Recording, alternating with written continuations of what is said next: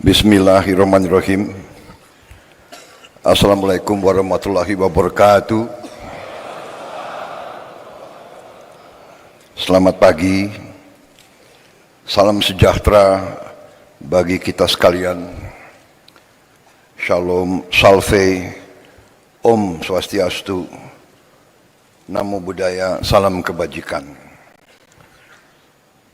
Yang saya hormati Wakil Presiden Republik Indonesia, Saudara Gibran Rakabuming Raka, Menteri Dalam Negeri, sebagai penyelenggara kegiatan, Jenderal Polisi Purnawirawan Muhammad Tito Karnavian, para Menteri Koordinator, para Menteri, Kepala Badan, Jaksa Agung, Kapolri, Panglima TNI, Kepala BIN, para penasihat khusus Presiden, Ketua Dewan Ekonomi Nasional, Ketua KPK, para Wakil Menteri, Wakil Kepala Badan, dan seluruh anggota Kabinet Merah Putih yang hadir. Yang saya hormati dan saya banggakan, seluruh kepala daerah setanah air yang hadir, para gubernur, para wakil gubernur, para bupati, para wakil bupati, para wali kota, para wakil wali kota, dari seluruh penjuru tanah air yang hadir pada siang hari ini. Para pimpinan DPRD tingkat provinsi, pimpinan DPRD tingkat kabupaten dan kota, DPR Papua dan DPR Aceh yang saya hormati, para eselon 1 kementerian dan lembaga, para Panglima Kodam, Komandan Kodairal, Panglima Kodau, para Kapolda, Kajati dan Kabinda dari seluruh tanah air yang hadir, para Komandan Korem, Komandan Lanal, Pangkalan TNI AL, Komandan Lanut, Pangkalan TNI AU, Komandan Kodim, Kapolres dan Kajari dari seluruh Indonesia yang saya hormati dan saya banggakan. Para Kepala Badan Pusat Statistik tingkat provinsi dan kabupaten kota yang saya hormati dan sebagainya. Yang saya hormati seluruh pimpinan instansi tingkat provinsi dan kabupaten kota, para hadirin undangan serta rekan-rekan pers dan media yang hadir.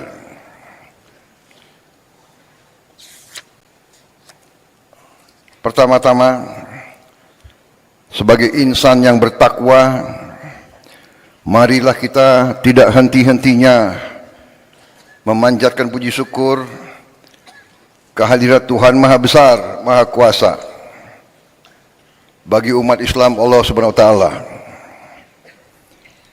yang memiliki sekalian alam.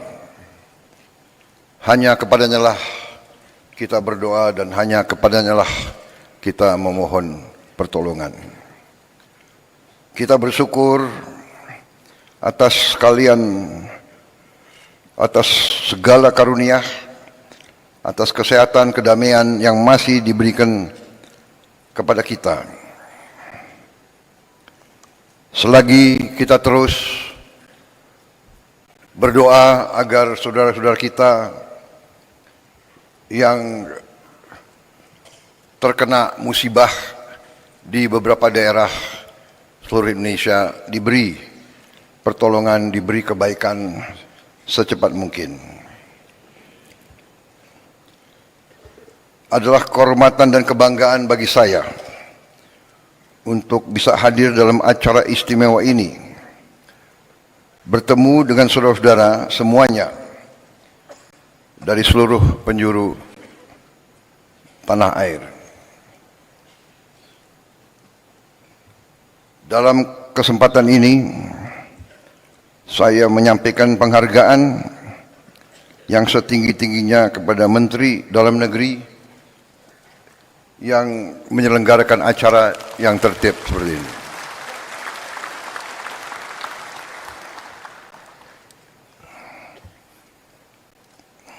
Hati saya bergetar melihat, mendengar dan merasakan semangat saudara-saudara sekalian.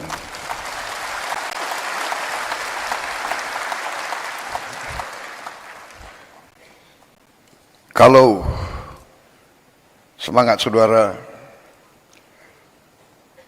sungguh-sungguh berasal dari kalbu saudara-saudara sekalian yang paling dalam, masa depan bangsa kita, saya yakin aman dan saya yakin kita akan berhasil.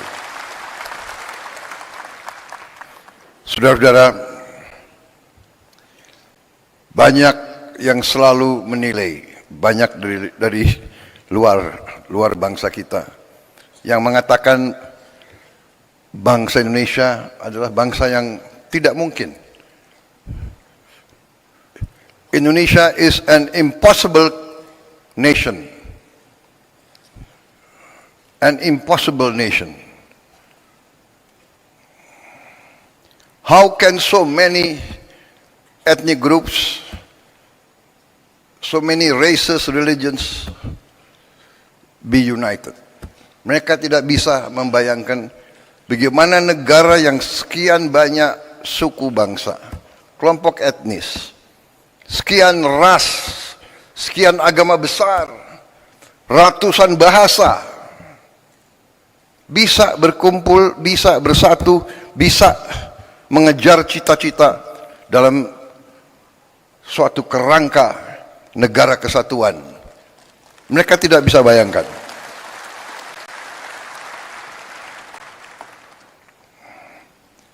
Dan terus terang aja,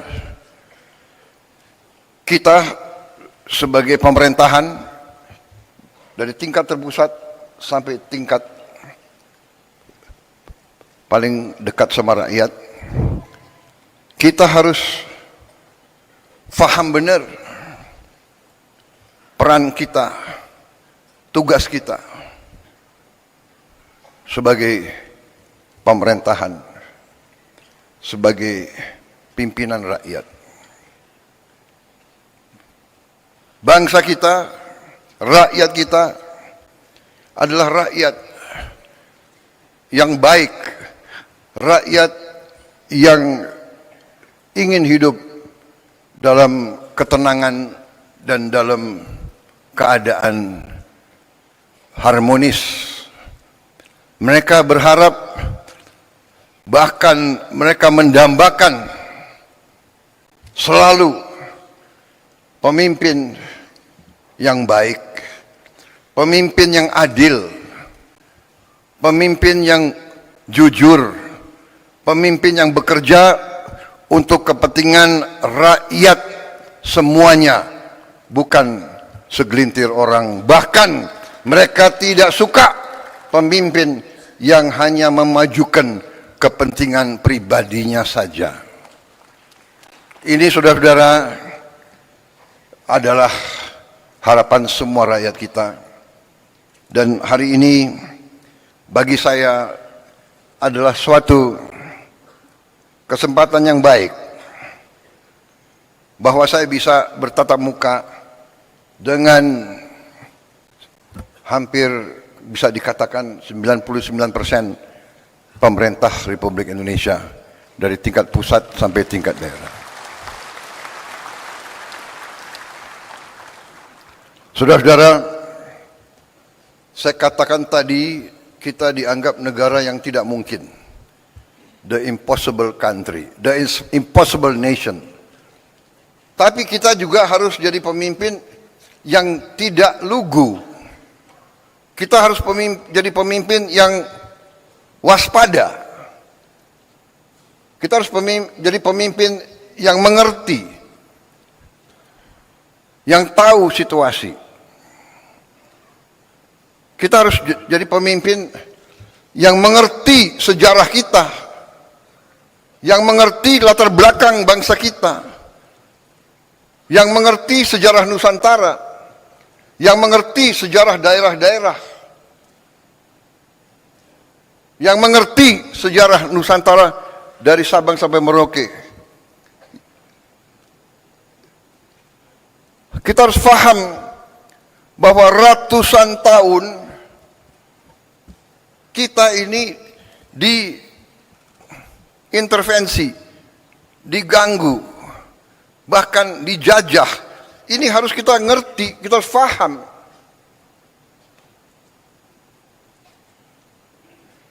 Mereka yang melupakan sejarah akan dihukum oleh sejarah. Mereka yang melupakan sejarah akan terbelit dalam kesalahan-kesalahan yang dilakukan di masa lalu. Kenapa saya mengatakan itu, saudara-saudara? Karena kita mendapat kesempatan hari ini, kita dapat kesempatan untuk melihat bagaimana dunia sebenarnya. Kita melihat sekarang negara-negara besar yang mengajarkan kita untuk demokrasi, untuk hak asasi manusia, untuk the rule of law, untuk menjaga lingkungan hidup. Merekalah yang melanggar apa yang mereka ajarkan.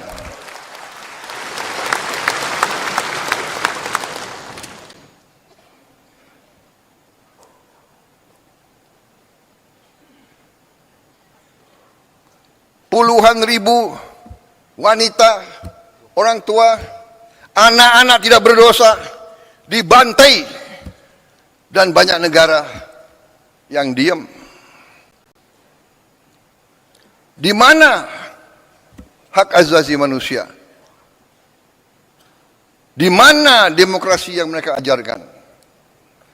Karena itu, saudara-saudara, kita sebagai pemimpin, kita harus waspada, kita harus mengerti. Saudara-saudara sekalian,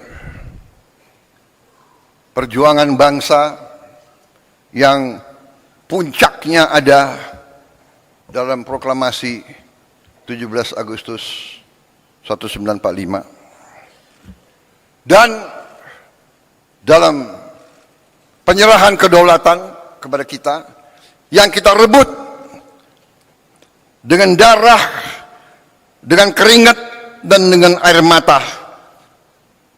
Kita rebut melalui perjuangan ratusan tahun di semua daerah. Negara ini yang sekarang, saudara-saudara, yang sekarang ada dalam kendali kita, dibangun atas pengorbanan rakyat yang sangat besar. Karena itulah kita tidak boleh lupa bahwa adanya kita adalah untuk berbakti, mengabdi kepada rakyat kita. Ini hal yang selalu mudah kita ucapkan, tapi harus kita buktikan. Saudara-saudara, karena itu saya ingin dalam taklimat saya menyampaikan beberapa hal. Yang pertama, saudara-saudara, bahwa karena sejarah kita, ya, karena kita pernah dijajah, karena kita pernah mengalami pemerintahan penjajah yang imperialis dan rasialis, bahwa kita, rakyat kita, pribumi kita pernah dianggap lebih rendah dari anjing. Anak-anak muda sekarang tidak merasakan. Saya masih melihat prasasti-prasasti. Yang saya lihat satu prasasti tahun 76. Saya ulangi, tahun 78. Tahun 78, 28 tahun setelah kedaulatan kemerdekaan masih ada prasasti di kolam renang Manggarai waktu itu. Sayang mungkin dibongkar. Kadang-kadang kita tidak menghormati sejarah kita. Situs-situs bersejarah dibongkar. Ini para kepala daerah harus memikirkan. Saya mau tanya, di mana stasiun RRI yang digunakan oleh Bung Tomo waktu pertempuran 10 November? Apakah masih ada? Di mana situs-situs Majapahit? Saya dengar ada beberapa yang sudah jadi pabrik. Saudara-saudara. Jadi saudara-saudara, dengan masalah itu, saya ingin juga mengatakan bahwa kita sampai di sini hari ini melalui perjuangan yang lama dan melalui kepemimpinan presiden-presiden dan pemerintahan-pemerintahan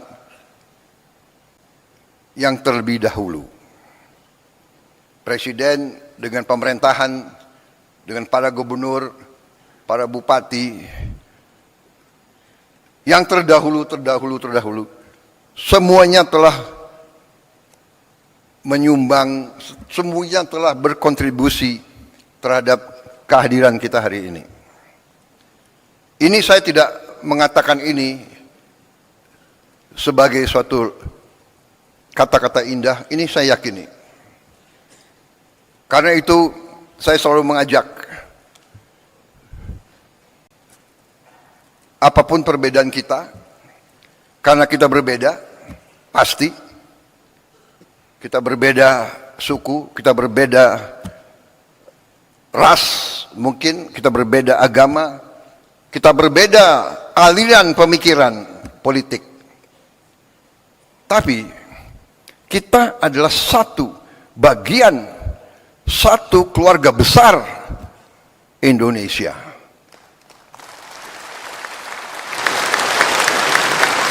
Dan kita bersyukur,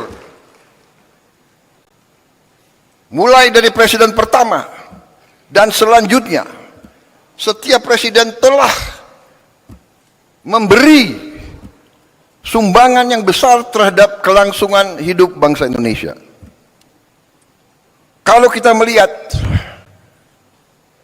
kekurangan-kekurangan, kalau kita melihat kesalahan-kesalahan, ya, ada kesalahan, ada kekurangan. Karena manusia itu ada kemampuan dan ada batas kemampuan. Tetapi kalau kita lihat, sekali lagi, kalau kita belajar sejarah, kita lihat konteks. Bagaimana Bung Karno, Bung Hatta, dan pemimpin-pemimpin kita begitu menerima kedaulatan pemerintahan, begitu dihantam oleh pemberontakan, oleh kudeta, macam-macam. Ada angkatan perang Ratu Adil dipimpin oleh Westerling. Beberapa hari, 2 minggu setelah penyerahan kedaulatan, terjadi usaha pembunuhan presiden, wakil presiden, perdana menteri kita, dan pimpinan-pimpinan kita. 2 minggu, dan seterusnya muncul. Jadi saudara-saudara, kita harus sadar, konsep Indonesia ini tidak disukai oleh banyak kekuatan-kekuatan di dunia. Dan kita terbuka saja. Mungkin beberapa kekuatan-kekuatan yang dekat sama kita. Karena itu saudara-saudara, bahwa dari mulai presiden pertama, kita Indonesia, tapi seluruh dunia berada di tengah perang ideologi besar. Perang ideologi besar di dunia, di mana dunia dipecah menjadi blok. Ada blok komunis dan blok anti komunis. Blok, bisa dikatakan blok demokrasi atau blok kapitalis. Ini kenyataan. Jadi Indonesia, kita harus sadar bahwa kita tidak hidup sendiri. Perang Ukraina akan berpengaruh kepada kita.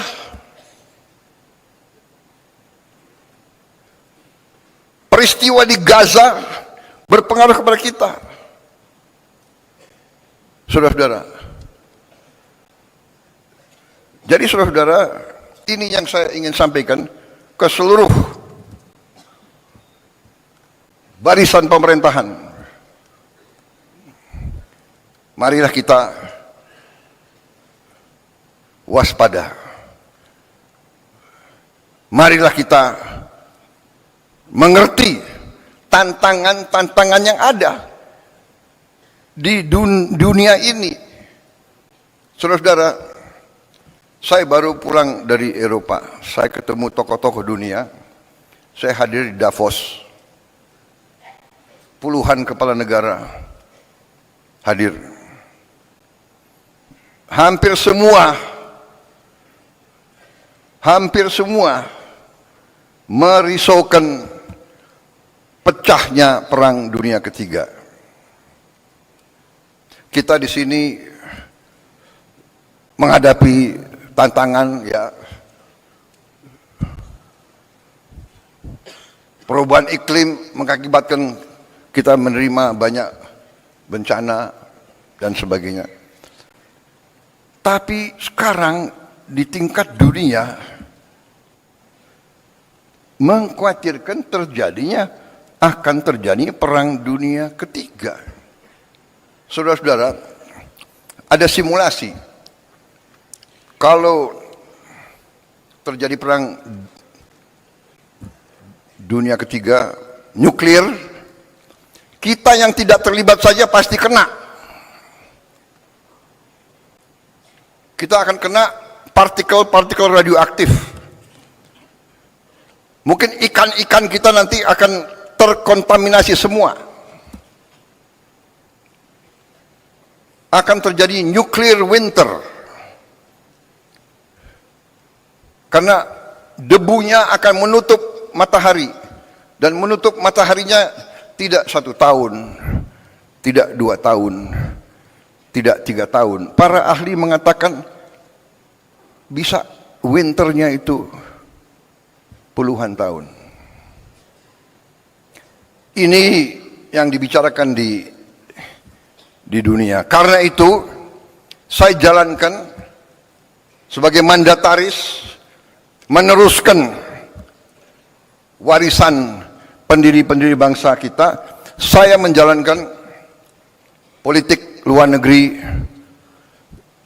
yang menganut tetap garis kita bebas aktif tapi non-aligned, non-block. Kita tidak akan ikut fakta militer manapun.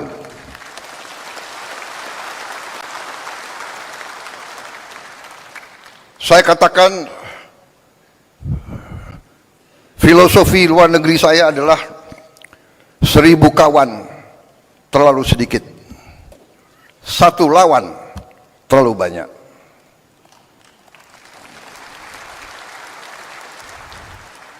Satu lawan, apalagi 1 musuh. Itu garis kita. Tapi kita mengerti semua Ya, kita mengerti semua. Kalau kita sungguh-sungguh mau non-blok, kalau kita sungguh-sungguh mau tidak terlibat dalam fakta, kalau kita sungguh-sungguh mau bersahabat sama semua, berarti kita sendiri. Kalau kita diancam, kalau kita diserang, tidak akan ada yang bantu kita, saudara-saudara.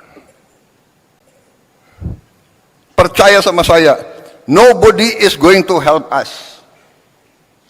Karena itu dari awal Bung Karno mengatakan kita harus berdiri di atas kaki kita sendiri.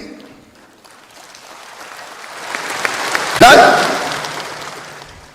Panglima Besar kita yang pertama, Panglima Besar Sudirman mengajarkan kepada kita harus percaya kepada kekuatan kita sendiri. Saudara-saudara, dengan segala hormat kepada para pakar yang pandai dan pintar, yang punya banyak gelar, saya hormati mereka. Tapi dunia ini adalah keadaan nyata, bukan keadaan ideal. Saya selalu mengingatkan, mengajarkan, yang berlaku di dunia ini sekarang adalah yang kuat akan berbuat apa yang mereka kehendaki. Yang lemah akan menderita. Itu yang kita lihat hari ini. Kita lihat di mana-mana. Jadi saudara-saudara, tugas saya sebagai presiden, sebagai pemegang kepercayaan rakyat yang disumpah, saya harus menjaga bangsa ini. Saya harus menjaga rakyat ini.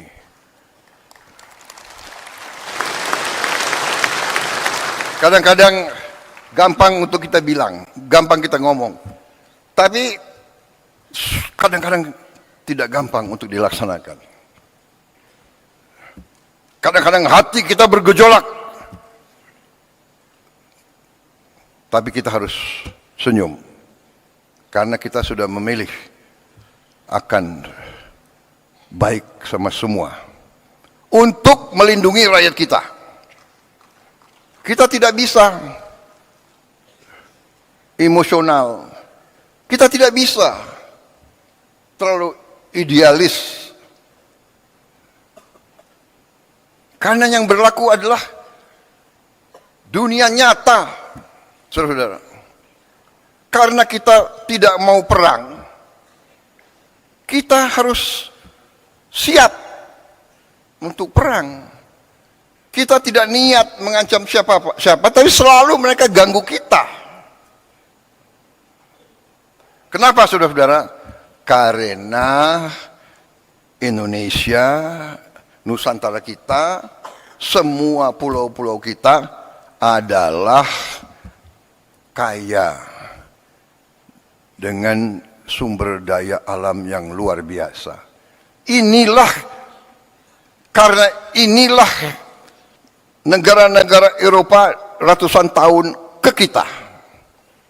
Negara-negara di utara ke kita. Mereka ke kita ratusan tahun, Belanda, Portugis, Spanyol, Prancis, Inggris, Jepang, Mongol. Mereka ke sini bukan untuk wisata.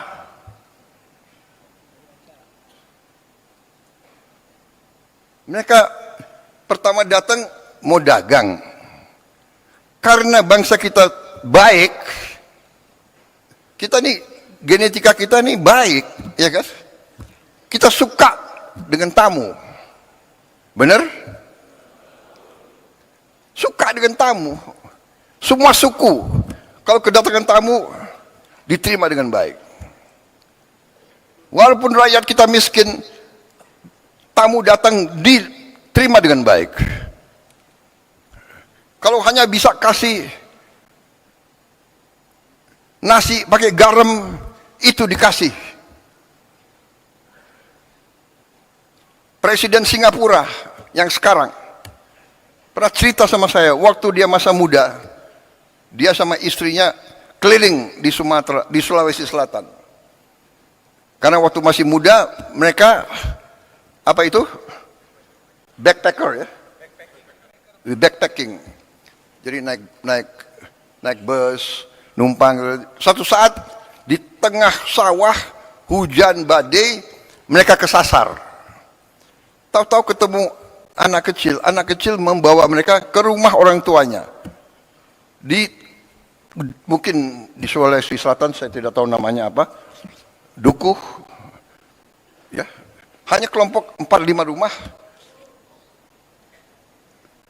Diajak ke dalam, ketemu orang tuanya, ternyata ini Presiden Singapura cerita sama saya. Dia begini, saya tidak bisa lupa rakyatmu. Kami diajak duduk, mereka sangat-sangat miskin. Kami lihat dia hanya makan nasi sama lauknya pisang. Bapak, ibu, 2 anak, 2 tamu. Satu apa itu? Satu tampang beras, nasi dengan pisang. Itu dibagi ke tamu dulu. Ini sifat bangsa kita. Saya mengalami sebagai perwira muda, prajurit muda, rakyat kita di mana-mana keluar memberi sesuatu yang bagi mereka sangat susah. Ini cerita Presiden Singapura 30 tahun yang lalu. Sekarang rakyat kita masih banyak yang hanya makan nasi, mungkin dengan daun singkong, mungkin hanya dengan garam. Saudara-saudara sekalian, karena itu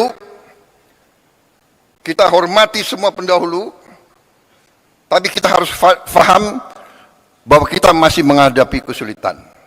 Kita masih menghadapi tantangan. Kita masih menghadapi kekurangan. Kita tahu bahwa rakyat kita masih banyak yang mengalami kesulitan hidup. Sekarang para ahli ekonomi, ya, ada istilah desil 1, desil 2, desil 3, desil 4 dan sebagainya. Dan kita ini kadang-kadang takut bicara apa adanya. Nggak mau kita mengakui. Kita nggak mau bilang miskin, nggak enak. Prasejahtera.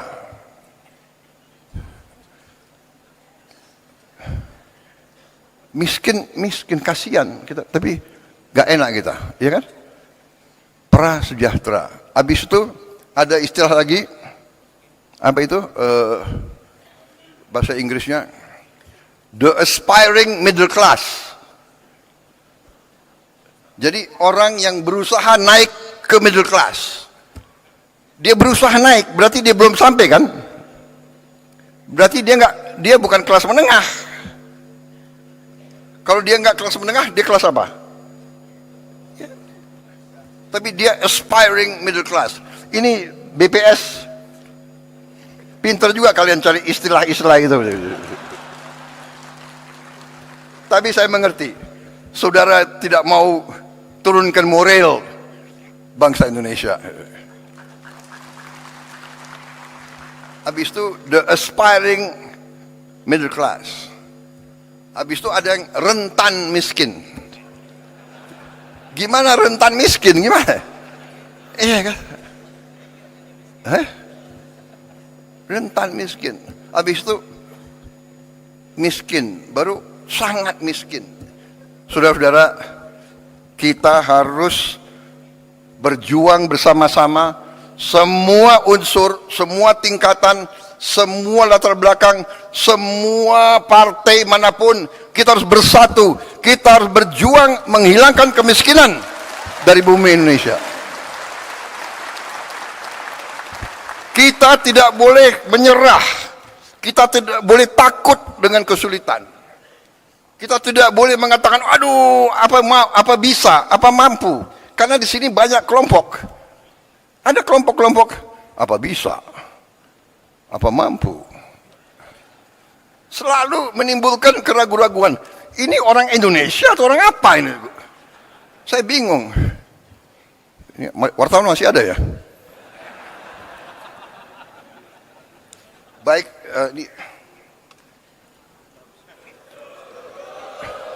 enggak, ini baru pembukaan.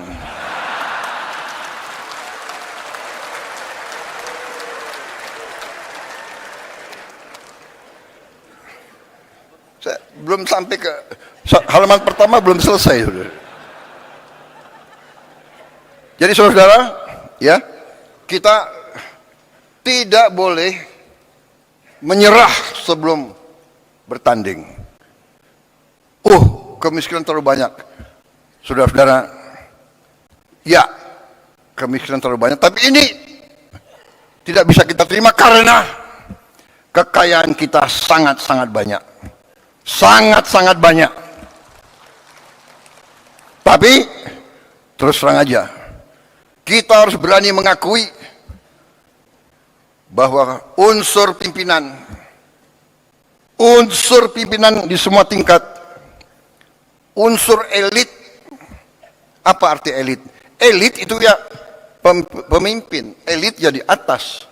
Ada elit akademis, para profesor, elit politik, para pemimpin politik, elit tentara polisi, para pimpinan tentara polisi, elit yudikatif, elit ya pemimpin. Kita harus akui bahwa elit Indonesia masih kurang dalam tugasnya menjaga dan mengelola kekayaan bangsa Indonesia. Dan ini sekarang saya gugah kita semua. Saya gugah, mari kita semua sebagai pemimpin, mari kita sekarang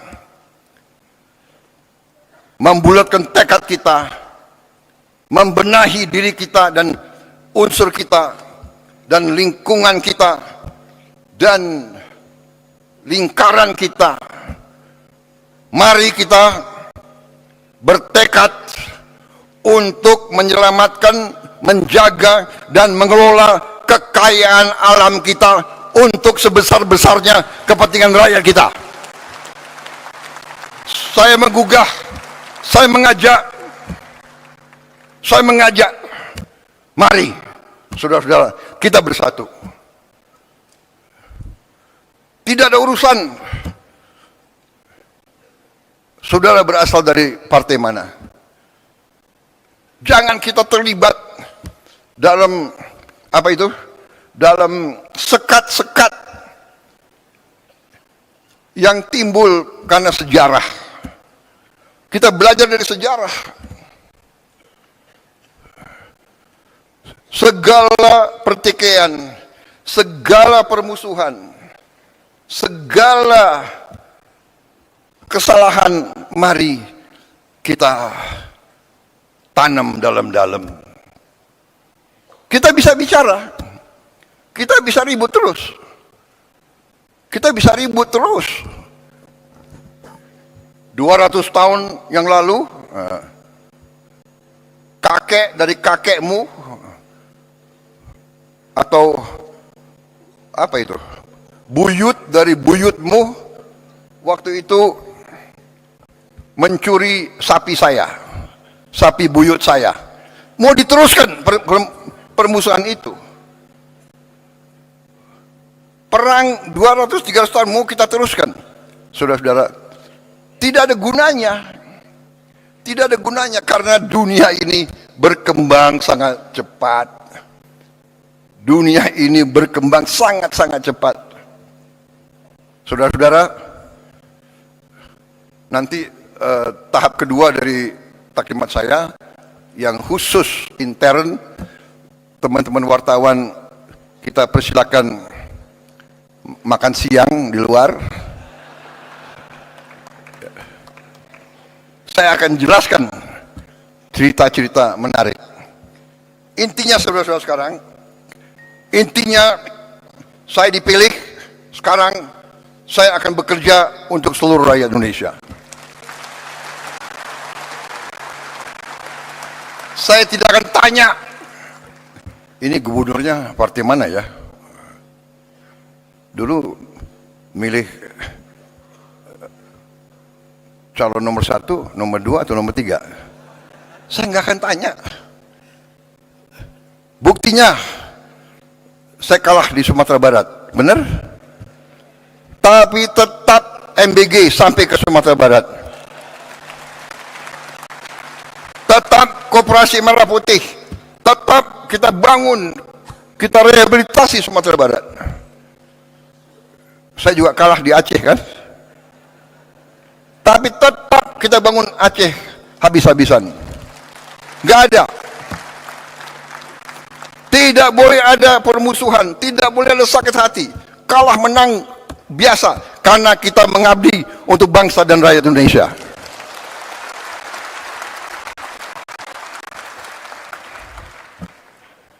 Saya nggak tanya, Pak Bursa, kau partai mana? Kan nggak saya tanya. Nggak saya tanya kan? Tetap saya dukung beliau. Benar. Karena istrimu kan Gerindra. Tapi saya nggak tanya dia. Saya nggak tanya dia. Kebetulan istrinya Gerindra. Nggak ada urusan saya. Kalau Gerindra brengsek, Gerindra pun saya tangkap. Saudara-saudara. Ya? Jangan macam-macam. Nggak ada itu. Kita semua bergerak.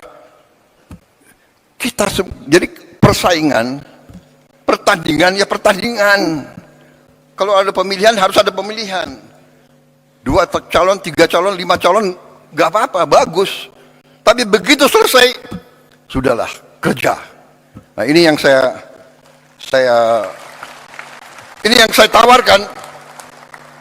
Ayo bekerja untuk rakyat. Pak Pram dari PDIP. Tapi tetap saya akan dukung sebagai gubernur DKI. Karena tugas saya, kewajiban saya adalah seluruh rakyat Indonesia, termasuk rakyat DKI. Walaupun gubernurnya partai lain, saya akan dukung beliau supaya DKI aman dan selamat. Kan begitu. Nanti 2029 ya terserah. Iya kan, gak apa-apa. Gak apa-apa, bener. Jadi saudara-saudara, saya sedikit jelaskan ya, yang saya lakukan sekarang, yang saya tawarkan kemarin waktu saya dipilih sebelumnya adalah saya ingin dan saya punya dan saya menyebarluaskan sesuatu yang saya pelajari sekian puluh tahun, sehingga saya membuat dan saya pelajari dalam negeri dan luar negeri. Saya keliling, saya kawan-kawan saya banyak. Saya keliling. Tiap kali saya suatu negara, walaupun saya nggak berkuasa dulu, saya datang ke Pak Mahathir. Waktu dia lagi kuat-kuatnya, Pak Mahathir, bagaimana Bapak menghadapi korupsi? Saya tanya, Pak, yang mengganjil saya sebagai patriot Indonesia adalah korupsi yang terlalu banyak di Indonesia. Bagaimana Bapak menghandle? Dia kasih pelajaran, dia kasih tips-tipsnya. Dia bilang, you bisa atasi korupsi hanya melalui pendidikan. Pendidikan begitu vital. Habis itu saya ketemu pemimpin di Thailand, saya tanya. Saya ketemu pemimpin di mana-mana. Sehingga saya membuat satu strategi yang sudah ada di buku, yaitu saya beri nama strategi transformasi bangsa. Jadi kita mau menjadi negara maju modern. Ya. Kriteria kita adalah maju modern, di mana seluruh rakyat kita mengalami kualitas hidup yang baik. Kita tidak bermimpi untuk menjadi high income country. Kita tidak bermimpi kita mau hidup seperti Norwegia atau Kanada, atau kita hanya mau supaya semua rakyat kita hidup, kualitas hidupnya baik. Artinya makan harus cukup sehat, kesehatannya harus dijamin, anak-anaknya harus sekolah dengan baik, dia punya penghasilan yang cukup. Dan inilah strategi yang kita buat, ya, yang saya sebut 8 misi dari Asta Cita, 17 program prioritas, dan program hasil terbaik cepat. Ya. Dan saudara-saudara, dari itu, ya, kalau bisa saya ringkas lebih sederhana, yaitu fondasi pertama kita, mau tidak mau, suka tidak suka, kita harus swasembada pangan. Swasembada pangan. Tidak ada alternatif. Kalau kita mau merdeka, kalau kita mau sejahtera, kita harus jamin produksi pangan, sehingga pangan bisa dinikmati oleh seluruh rakyat kita. Swasembada pangan adalah syarat, itu adalah pilar yang utama dari strategi yang saya tawarkan dan saya jalankan sekarang. Saya ajak saudara, ayo sama-sama sebagai patriot bangsa. Tapi kalau kau tidak mau ikut saya tetap jalan terus, karena saya bertekad Indonesia harus mampu mencapai kemerdekaan yang sejati. Kemudian swasembada energi harus. Nanti ada kelompok, apa bisa? Bisa. Kita sudah hitung, kita punya kelebihan-kelebihan luar biasa. Kenapa kelapa sawit bagi saya katakan itu miracle crop? It is a miracle crop. Ada kelompok nyinyir, kenapa kelapa sawit? Ya. Loh, Prabowo mau bikin kelapa sawit. Ya, untuk rakyat Indonesia. Karena kelapa sawit itu tidak hanya untuk minyak goreng. Saya ke dunia, keliling-keliling, hampir semua pemimpin negara minta ke saya, kami mohon Indonesia, tolong supply kelapa sawit, CPO. Saya ke Mesir, saya ke Pakistan, saya ke Rusia, saya ke Belarus, di mana-mana, tolong kelapa sawit, tolong. Artinya, it's a very strategic commodity. Karena dari kelapa sawit kita bisa punya puluhan derivatif. Cat dinding dari butuh kelapa sawit. Makanan, roti harus pakai minyak kelapa sawit. Dan nanti minyak kelapa. Dan sebagainya, dan sebagainya, dan sebagainya. Sabun. Berapa miliar rakyat dunia harus mandi tiap hari. Kecuali yang malas mandi.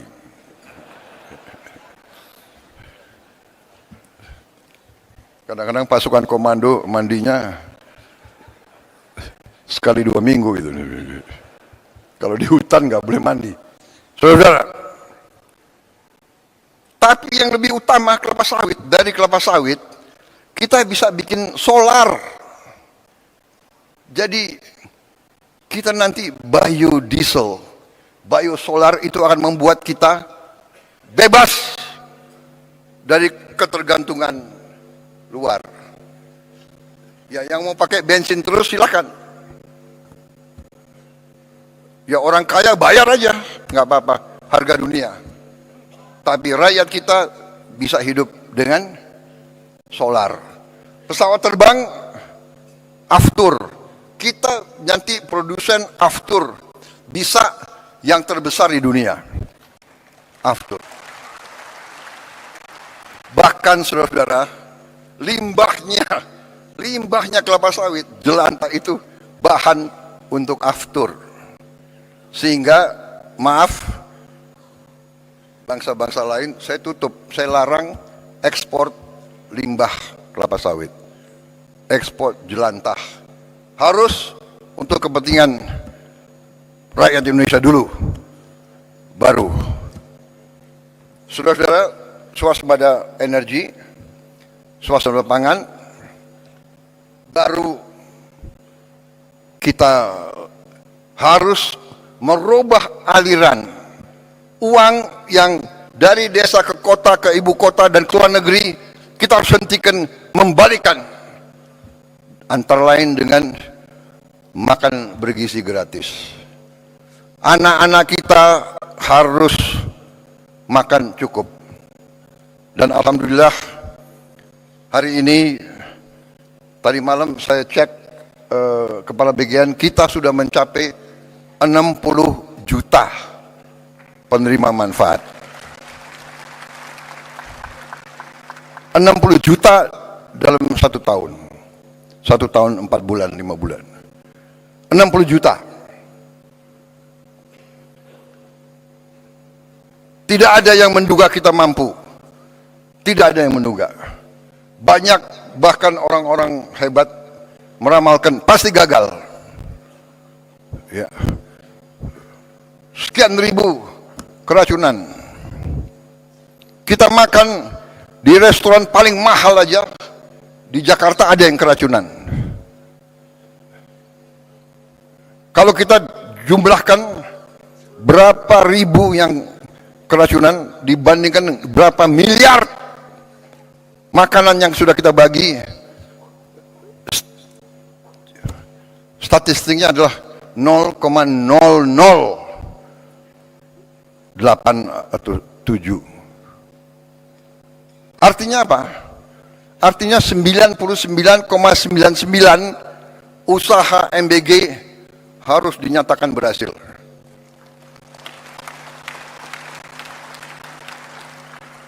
Saya tidak mengerti.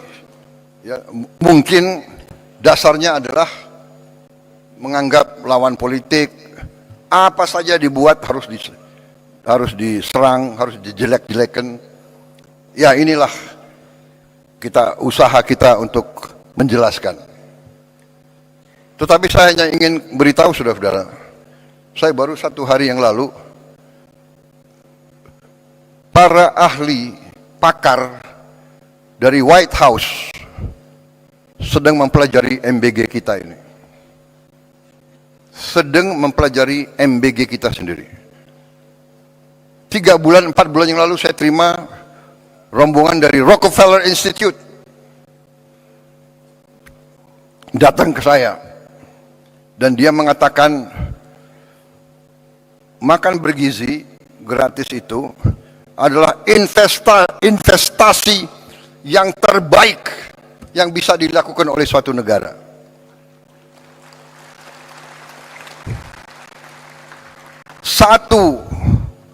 Satu dolar atau 1 rupiah yang kita keluarkan untuk makan bergizi akan menimbulkan lipat ganda minimal 5 kali dan dalam jangka panjang akan menjadi 35 kali investasinya itu. Saudara-saudara, ada kecenderungan para orang pintar kita lebih percaya orang asing daripada bangsanya sendiri. Jadi ya, cek aja ke Rockefeller Institute. Karena mereka nggak akan percaya dengan orang-orang ini. Saya nggak ngerti. Saya nggak ngerti mereka itu pemikirannya kayak apa. Tapi tetap harus kita ajak bicara. Saudara-saudara, saya nanti, saudara mungkin 2-3 minggu lagi, ya kalau saya bicara di sini saya harus bertanggung jawab. Ini media, ini cover saya. banyak lagi nunggu. Kalau bisa, wah ini blunder apalagi Prabowo akan bicara gitu. Iya kan? Sorry ya.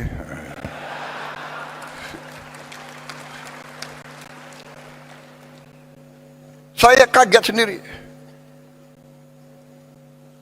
Menteri Kesehatan, you boleh cek. Kan ini direkam. Secretary of Health dari Amerika Serikat, saya dapat berita, ingin jumpa dengan saya, ingin bertanya tentang MBG. Saudara-saudara. Dan MBG kita ini sudah sampai 60 juta hari ini. Kita akan mencapai 82 juta paling lambat Desember 2026. Paling lambat. Dengan kondisi sekarang saja, hari ini MBG telah ada dapur ya SPPG yang sudah operasional 22.275 dapur operasional. Dalam proses penilaian dan pengajuan 13.829. Dengan 22.000 saja sekarang kita sudah menciptakan lapangan kerja 1 juta. 22.000 kali 50 orang yang digaji tiap hari. Sudah kita ciptakan lapangan kerja 1 juta. Dan 22.000 dapur itu membutuhkan pemasok tomat, wortel, sayur, telur, ikan, ayam, daging, dan sebagainya. Di tiap desa, tiap dapur menimbulkan pemasok bisa sampai 10, bisa sampai 20 orang. Itu nanti di ujungnya kalau kita sampai 82 juta, kita akan menciptakan 3 sampai 5 juta lapangan kerja. Saudara-saudara, kita semua faham rakyat kita butuh pekerjaan. Tapi kalau kita teriak, kita mencela, menghardik, ya, nggak akan tercipta. Saya buktikan kepada saudara, Prabowo Subianto sebagai Presiden Republik Indonesia, saya telah menghasilkan sekarang 1 juta lapangan kerja hanya dari MBG. Dan ada tuduhan untuk menjelekkan kita sebagai bangsa. Jadi begini ya, kalau saudara tidak suka dengan 2-3 orang, jangan merusak seluruh bangsa. Kalau tidak suka sama Prabowo, silahkan 2029 bertarung, iya kan?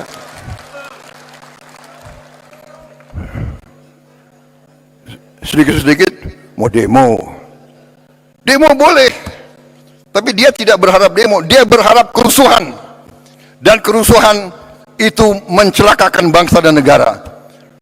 Saudara-saudara, kerusuhan mencelakakan bangsa dan negara.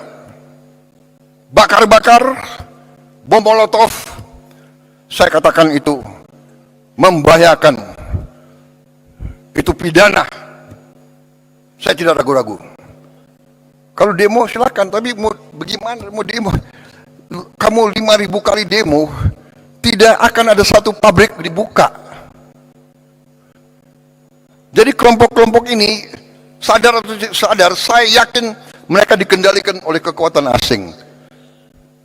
Yakin saya dan saya punya bukti.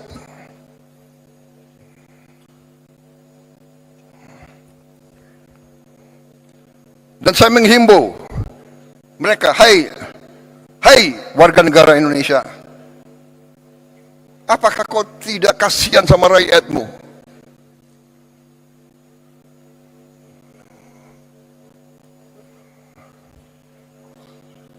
Saudara-saudara, saya tadi sudah tayangkan capaian-capaian kita, dan capaian-capaian ini real, bukan omon-omon.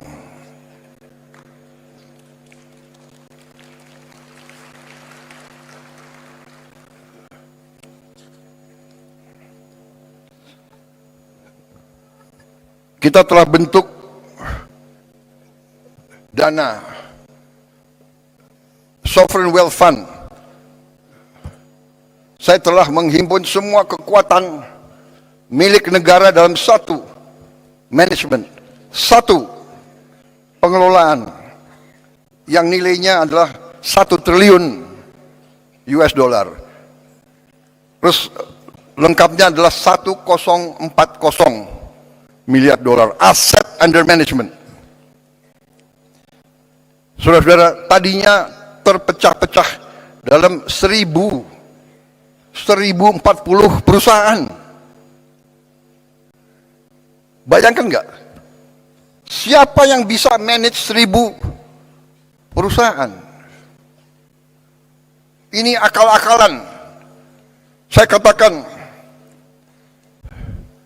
pimpinan-pimpinan BUMN yang dulu harus bertanggung jawab. Jangan enak-enak kau, siap-siap kau dipanggil kejaksaan.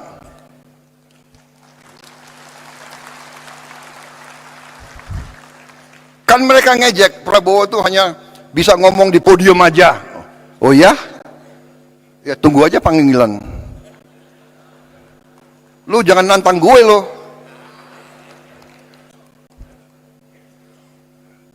Saya hanya takut sama rakyat Indonesia dan Tuhan Maha Besar. Saya yang takut itu. Dan kita semuanya harusnya itu. Saudara-saudara, sudahlah. Kita ini semuanya sebentar lagi dipanggil. Benar. Dan kalau dipanggil tidak sesuai nomor urut. Tidak sesuai senioritas. Sorry ya. Belum tentu aku duluan dipanggil, bisa yang muda-muda di sana tuh iya kan? Jadi lebih baik berbuat kebaikan, lebih baik membela rakyat, lebih mulia, saudara-saudara. Pasti nggak benar. Saudara-saudara, saya paling kasihan kalau saya lihat ada tokoh atau kawan atau siapa yang diborgel, ya kan? Pakai baju apa itu? Baju oranye ya, oranye kan? Pakai warna oranye ya kan? Kasihan anak istrinya. Sekarang ini sudahlah, saudara-saudara ya. Macam-macam ada, digital ada apa, susah sudah. Saudara-saudara, kita tadi saya sudah katakan kita sudah mencapai 60 juta penerima manfaat tiap hari. Ibu hamil kita antar makanan. Coba tanya di dunia ini. Saudara-saudara, kita ini sekarang jadi role model. Kita mau dipelajari. Ibu hamil diantar makanan. Orang lansia, orang tua yang hidup sendiri diantar makanan. Kasih lihat, kasih tahu saya negara mana. Dan saudara mungkin ada yang percaya nggak? Tapi nanti saya juga kaget loh. Kok White House mempelajari makan bergizi kita ini? Saudara-saudara, kita sudah mencapai total makan yang kita produksi 3 miliar ya. 3,7 miliar. Kalau nanti 82 juta penerima manfaat, kita akan mencapai secara matematik minimal 17 miliar. makan yang kita produksi. Saudara-saudara, 70 juta rakyat kita sudah dicek kesehatan gratis. Pertama kali dalam sejarah. Dan yang kita ketemukan hasilnya ya lumayan menantang. Nanti beberapa bulan lagi akan kita wujudkan minimal 28.000 koperasi di tiap desa. Dan koperasi itu koperasi yang operasional, punya gudang, punya cold storage, dan akan punya 2 truk masing-masing koperasi. Tidak akan ada panen yang tidak terjual. Dulu menunggu siapa yang mau ambil.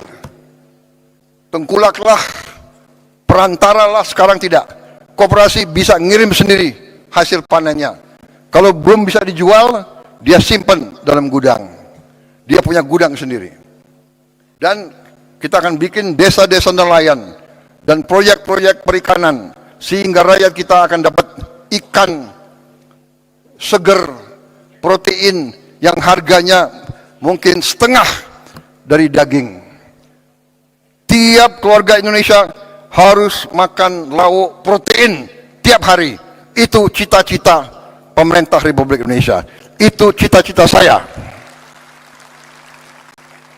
Dan saudara bisa lihat hasil-hasil kita yang lain. 282.180 sekolah telah menerima interaktif flat panel. Tahun ini sudah selesai. Hampir semua sekolah, termasuk yang terluar dan yang terpencil, yang tertinggal, sudah menerima. Di pulau-pulau terpencil, di gunung-gunung tertinggi, mereka sudah punya panel interaktif. Kemarin di Aceh dan di beberapa bagian ada yang rusak karena banjir, kita akan ganti segera. Tahun ini kita akan lengkapi, kita harap ini cukup untuk 1 kelas tiap sekolah. Tahun ini saya tujuannya adalah tiap sekolah minimal dapat 2 lagi, minimal. Sehingga nanti dapat 3 kelas. 3 ruang kelas. Mudah-mudahan 4 ruang kelas. Akhir 2008-2009, setiap ruang kelas di seluruh Indonesia akan punya interaktif digital panel. Artinya apa? Kita bisa mengajar dari Jakarta. Sekolah-sekolah yang gurunya kurang, yang guru matematiknya kurang, guru bahasa Inggris kurang, guru fisika, guru biologi, kita bisa menerima pengajaran dari pusat interaktif. Saya sebetulnya nanti ujungnya saya bisa lihat ruang kelas gurunya ada atau tidak.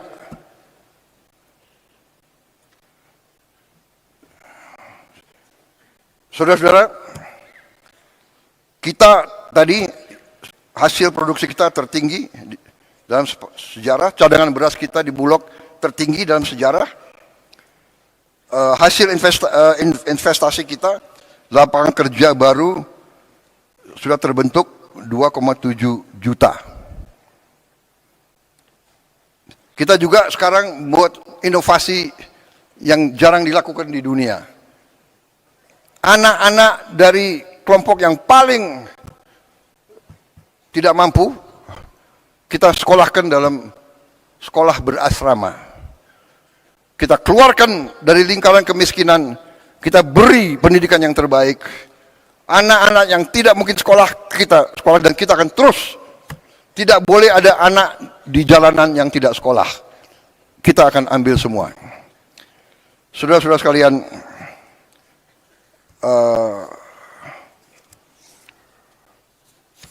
saya kira sudah, nanti yang salah satu program kita yang sangat strategis adalah kampung nelayan. Ada 12 juta kampung nelayan, kita akan modernisasi. Setiap kampung nelayan akan kita bikin jetty, dermaga kecil. Kita juga beri pabrik es kita juga beri cold storage, dan kita bantu kapal-kapal ikannya. Kapal ikan yang 5 GT, beberapa, nanti kapal ikan yang lebih besar 30 GT, kita harap tiap desa akan dapat satu. Artinya apa? Nelayan-nelayan kita bisa melaut lebih lama, penghasilan mereka naik, dan kita sudah punya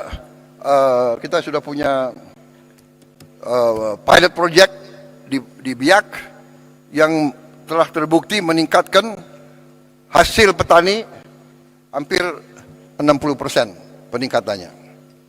Saudara-saudara, demikian adalah hasil-hasil kita. Baru sekelumit, masih banyak lagi hasil kita, tapi itu highlight ya. Kita telah berbuat banyak. Yang paling strategis nanti saya kira adalah Danantara. Sekarang kita tidak ke luar negeri minta-minta investasi. Kita mengajak. Dan kita punya kemampuan sekarang.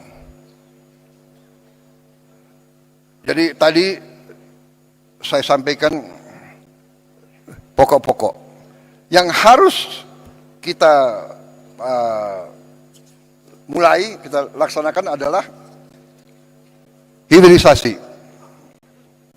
Hilirisasi tahun ini ada 18 proyek hilirisasi prioritas 2026.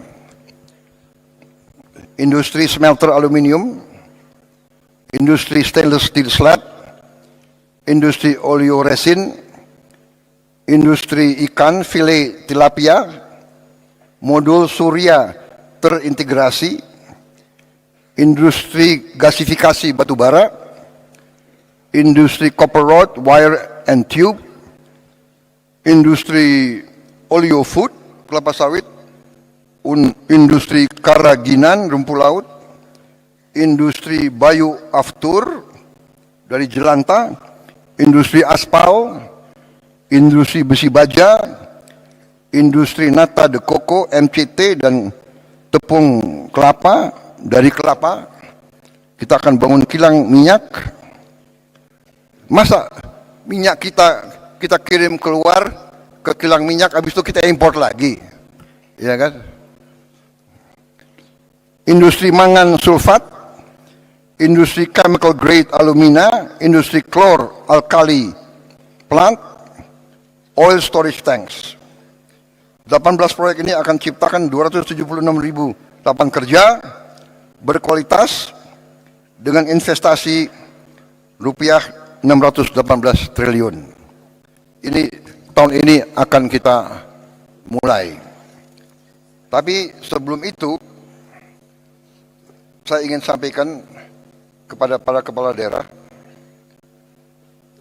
bahwa masalah bangsa ini sekarang adalah juga yang sangat krusial adalah masalah sampah.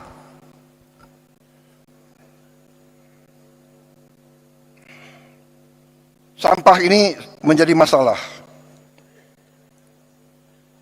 Diproyeksi hampir semua TPA sampah akan mengalami overcapacity pada tahun 2028, bahkan lebih cepat.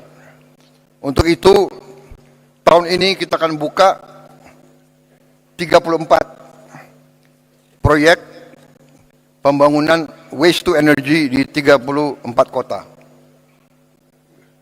Ini saya minta groundbreaking berapa bulan ini dilaksanakan. Ini kita perkirakan 2 tahun lagi sudah berfungsi. Ini investasi cukup besar, totalnya itu hampir $3,5 miliar untuk 34 titik itu. Tetapi setelah saya lihat di beberapa kabupaten, saya yakin bahwa kota-kota kabupaten sudah juga mulai harus ada. Dan ini sudah ada inisiatif beberapa bupati, improvisasi, ini sedang kita pelajari, mungkin bisa saling menukar pengalaman.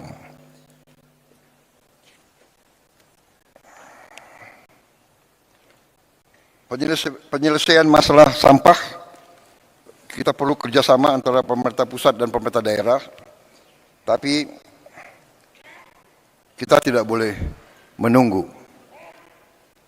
Karena itu, bila perlu, demi kepentingan rakyat, pemerintah pusat yang akan memimpin.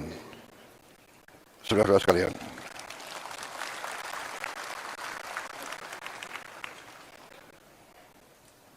Saudara-saudara sekalian, saya ingin sekarang membahas masalah juga yang penting.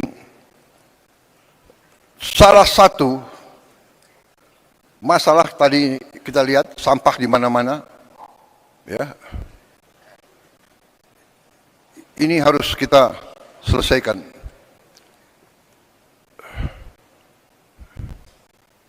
Ini tidak bisa dengan caci maki, teriak-teriak, mengejek, ya kan? Tidak bisa. Ini harus kerja benar. Realita. Ini realita. Saudara-saudara, salah satu yang kita mengerti, yang selalu kelompok itu, kita butuh lapangan kerja. Kita butuh lapangan kerja. Ada gap antara yang kaya dan miskin. Mengerti kita. Kita sudah mengerti masalah ini, kita sedang atasi. Saudara-saudara, salah satu adalah pariwisata. Pariwisata menyerap lapangan kerja paling banyak. Menyiapkannya juga paling cepat dan lebih murah dari yang lain-lain. Tapi saya menggugah saudara-saudara sekalian. Pariwisata, apakah turis mau datang melihat sampah? Indonesia indah, dia mau datang lihat kumuh. Dia mau ke Bali, pantai Bali kotor. Saya di Korea ketemu tokoh-tokoh di Korea, menteri-menteri, jenderal-jenderal, kadang-kadang ya tentara dimanapun, dia nggak pakai basa-basi, bicaranya apa adanya. Dia ngomong ke saya, dia bilang, Your Excellency, I just came from Bali. Oh, Bali so dirty now. Bali not nice. Wah, tapi saya terima itu sebagai koreksi. Ya. Ini kita harus atasi bersama. Ini kalau nggak salah, sorry.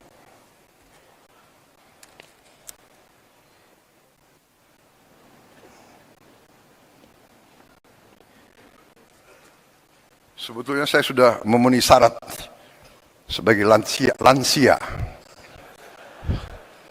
Jadi pakai kacamata nggak apa-apa ya. Nah, ini maaf ya, gubernur, bupati dari Bali, ini real loh. Bali bulan Desember 2025. Ini pantai Bali. Bagaimana turis mau datang ke situ lihat sampah?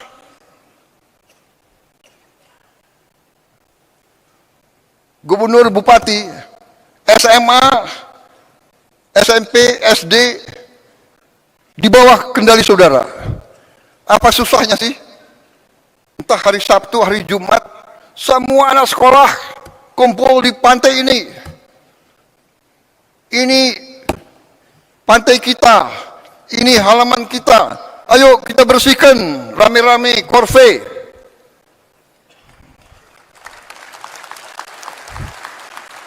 Apa salahnya? Kalau bupati dan gubernur tidak bisa saya perintah, Dandim, Danrem, saya perintahkan kau, ya, gerakan anak buahmu, korve, tiap hari atau tiap berapa hari, korve.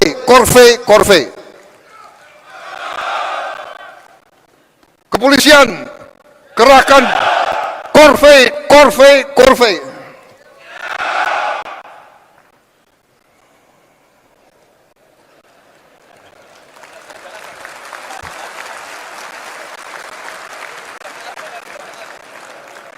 Dan antara semua BUMN, ribuan anak buahnya korvei.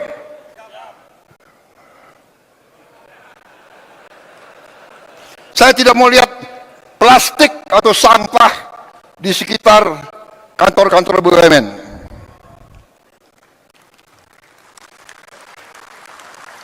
Semua menteri KL sebelum masuk kantor minimal setengah jam bersihkan lingkunganmu. Benar ya? Jangan siap-siap tidak.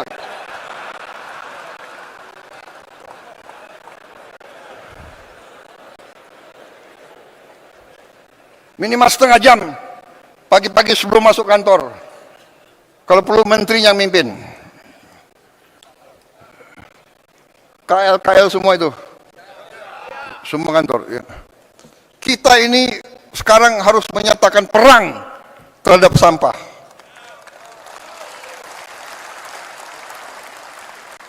Bagaimana Bupati, Wali Kota?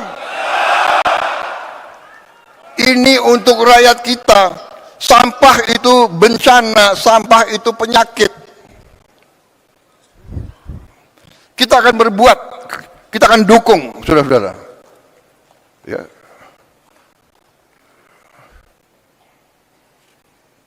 Ini 34 kita segera mulai. Begitu ada uang, kita arahkan ke sini juga. Ya. Bagaimana kita mau jual, kita mau harapkan pariwisata, kalau lingkungan kita nggak benar, ya, jorok, kotor. Saudara-saudara, dalam waktu dekat, saya sebetulnya mau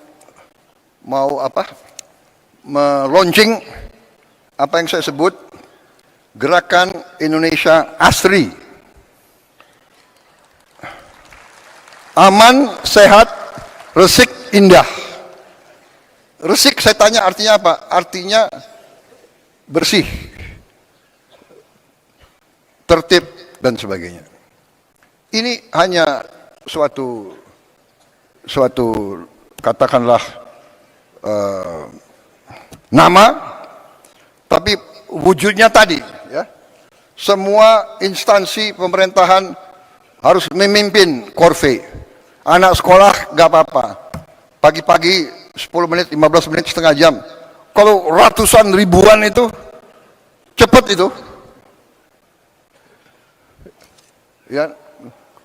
Modalnya nanti apa? Modalnya gerobak-gerobak, truk-truk, sampah, dan sebagainya.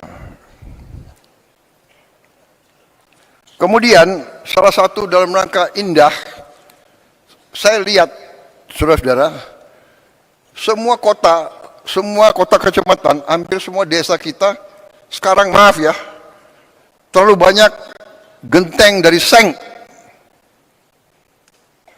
Seng ini panas untuk penghuni. Seng ini juga bekarat. Jadi tidak mungkin Indonesia indah kalau semua genteng dari seng. Maaf, saya tidak tahu ini dari dulu industri aluminium dari mana ya. Maaf, bikin yang lain-lain deh. Saya ingin semua atap Indonesia pakai genteng.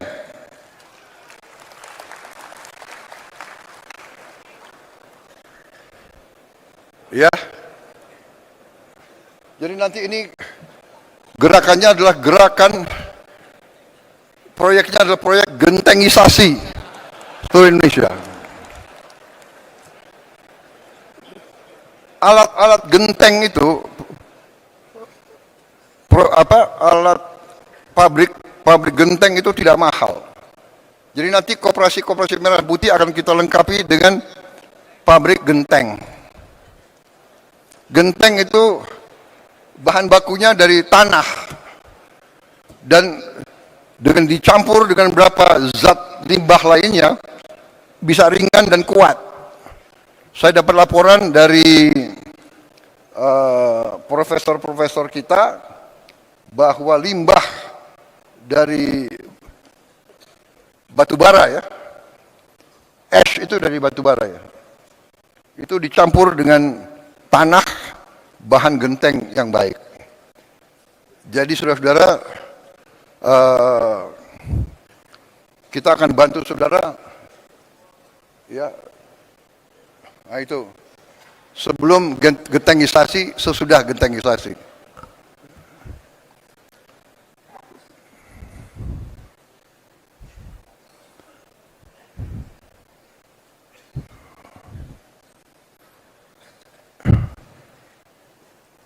Ini serius ya. Bupati wali kota yang tidak mau kotanya indah, terserah. Yang mau, ayo bersama kita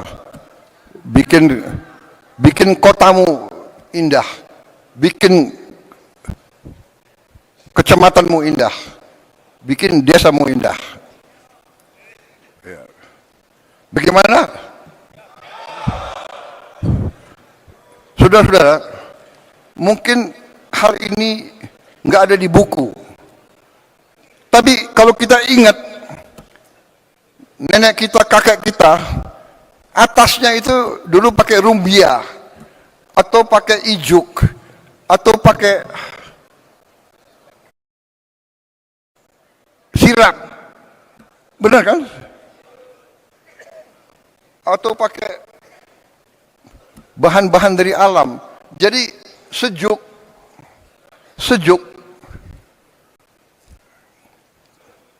Dulu desa ibu saya di Minahasa itu pakai rumbia semua, sejuk. Sekarang seng. Jadi saudara-saudara, saya mengajak, ini sangat penting. Turis dari luar untuk apa didatang melihat seng berkarat? Karat itu lambang degenerasi.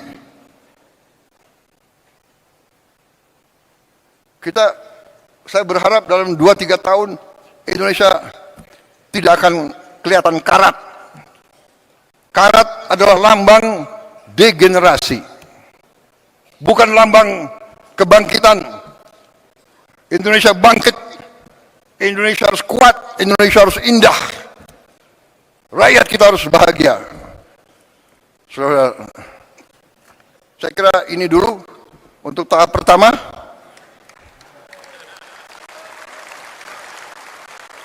Waktu mungkin untuk isyoma, ya. Nanti kembali saya kasih beberapa pengarahan yang mungkin khusus untuk para pemerintah saja. Terima kasih untuk sementara. Saya break dulu. Saya sudah bicara tadi berapa lama? 2 jam ya? Ya, tahap yang kedua ini tidak akan 2 jam. Mudah-mudahan. Saya berusaha 1 jam lagi ya. Tapi sekarang kita break, isyoma. Kita bisa istirahat sebentar, nanti kita kembali lagi. Mendagri yang atur ya. Mendagri kemana nih?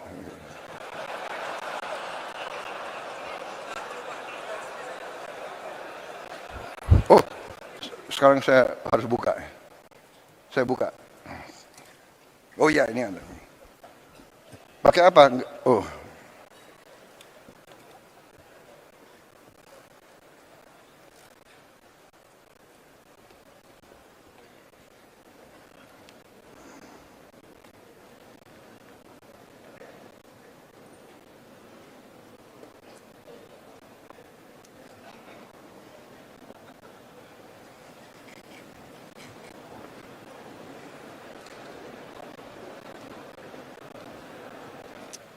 Ya, oke.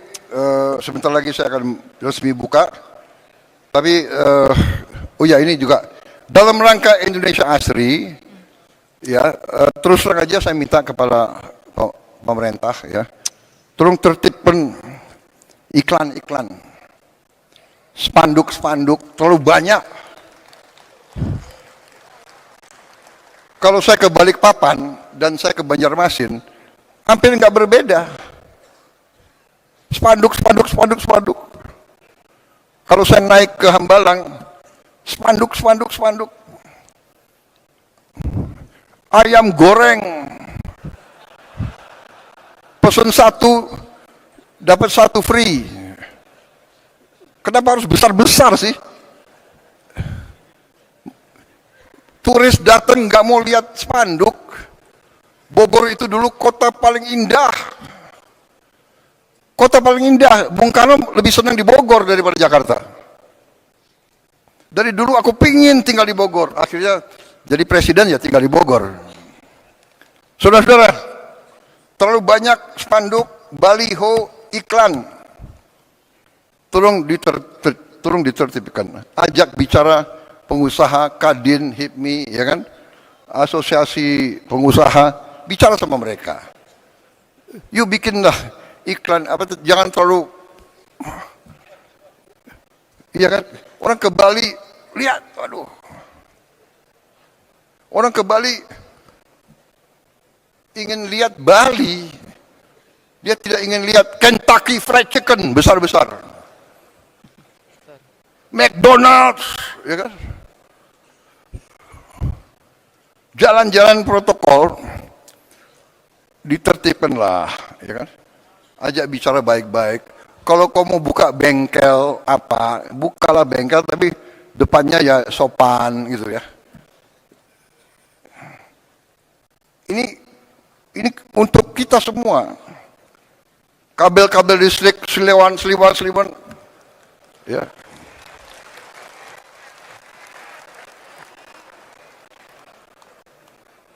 Baik, ini saya dapat apa? Pointers dari staff Seskap. Mohon izin Pak, wartawan masih di lokasi.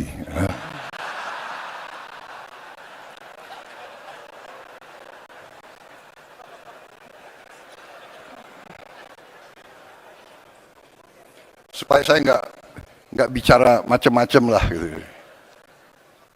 Kalau bicara Indonesia harus asri, boleh kan? Baik, terima kasih.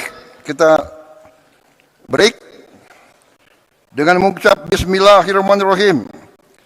Pada pagi hari ini, Senin 2 Februari 2026, saya Prabowo Subianto, Presiden Republik Indonesia, dengan ini secara resmi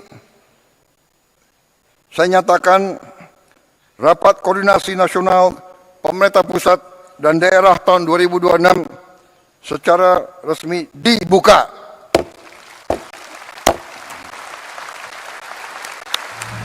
Terima kasih. Sampai ketemu pada sesi kedua. Selesai. Dengan demikian